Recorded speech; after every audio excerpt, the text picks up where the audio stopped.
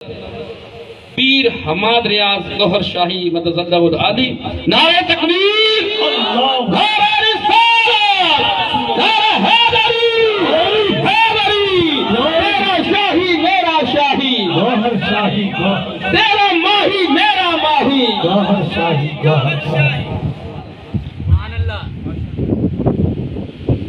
نحمدہ ونصلی علی رسول اللہ، اما بعد فاعوذ باللہ من الشیطان الرجیم، بسم اللہ الرحمن الرحیم۔ آپ تمام ساتھیوں کو السلام علیکم۔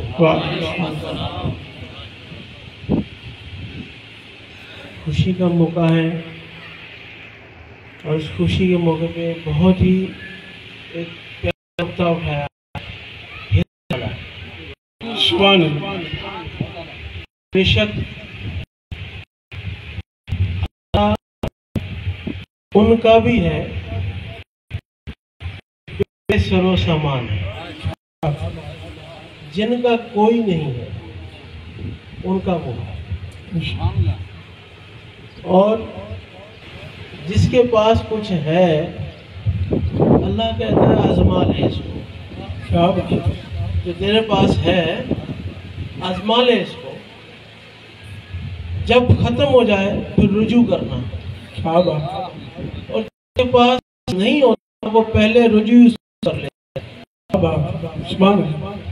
یہ عمل بالکل ایسا ہے کہ انما الاعمال بالنیات، کہ جس کے پاس کچھ نہیں ہے اس کے پاس ہے، جس کے پاس ہے وہ عمل کرتا ہے، نیت بعد میں بناتا ہے۔ کیا بات،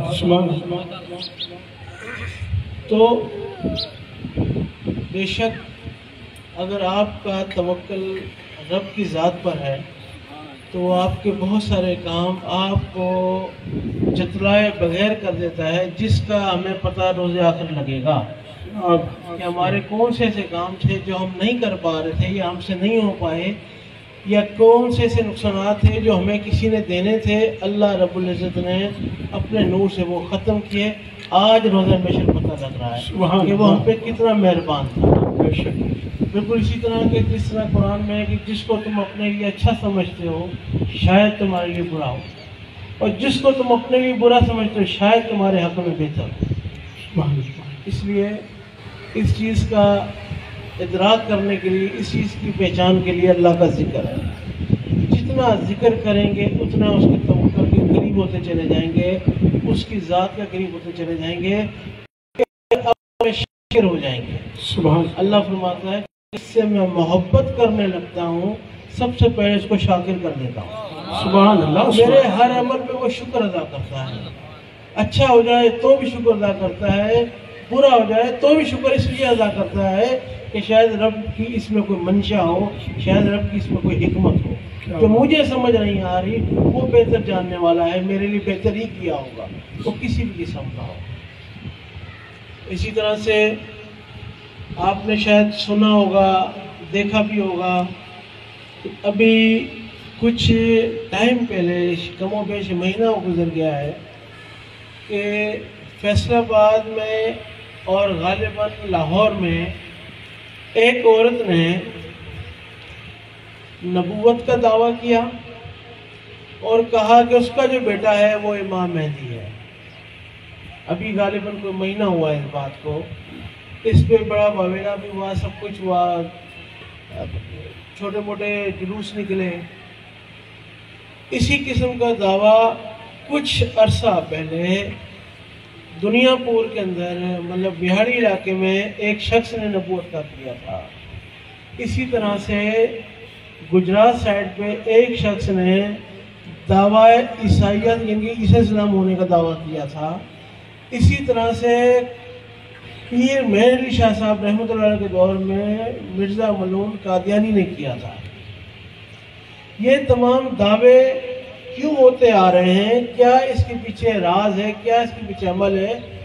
کیا اس کے پیچھے سازش ہے؟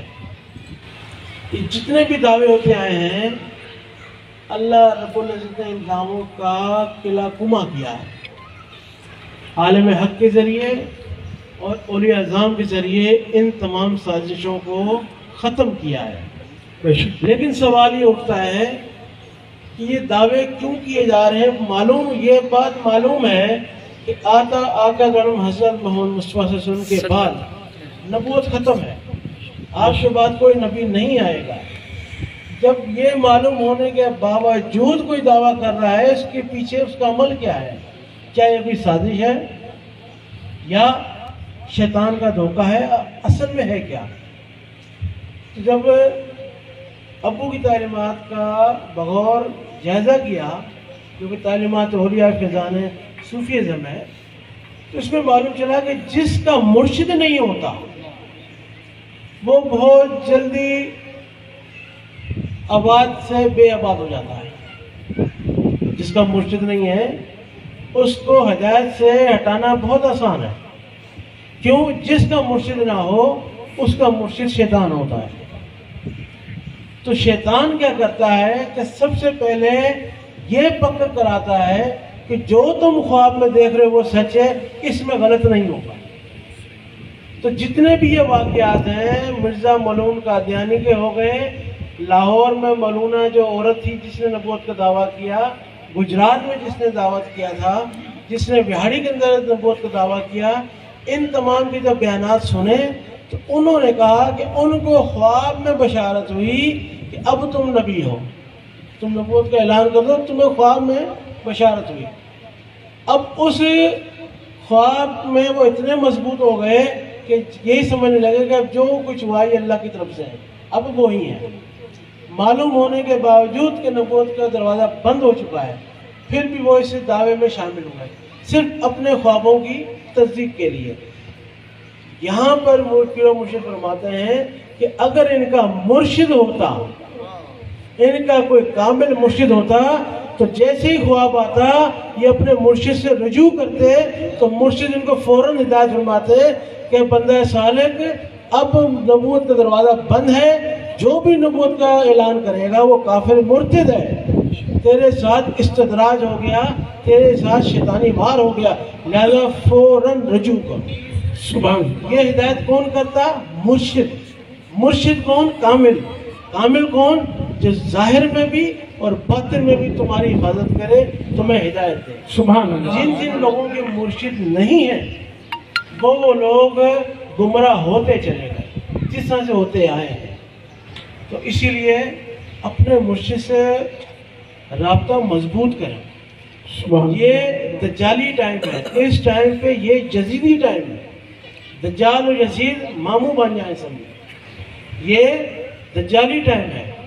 اس ٹائم پر اپنا مرشد سے رابطہ جو بھی جس بھی مرشد سے وابستہ ہے، صرف گور شاہی سے ہی نہیں، جس بھی مرشد سے وابستہ ہے وہ اپنے مرشد سے رابطہ مضبوط کرے۔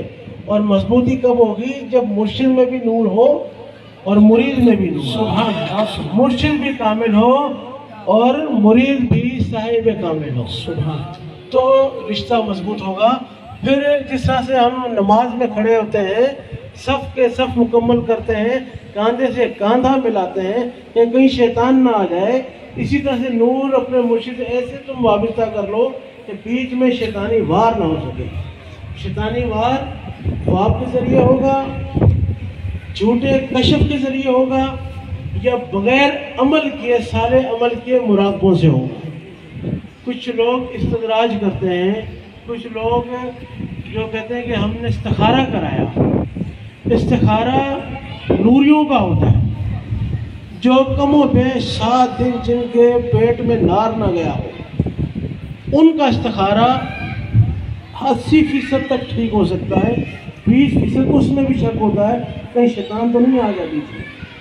سوچیں ایک واقعہ ہے کہ جب حضور غوث پاک کو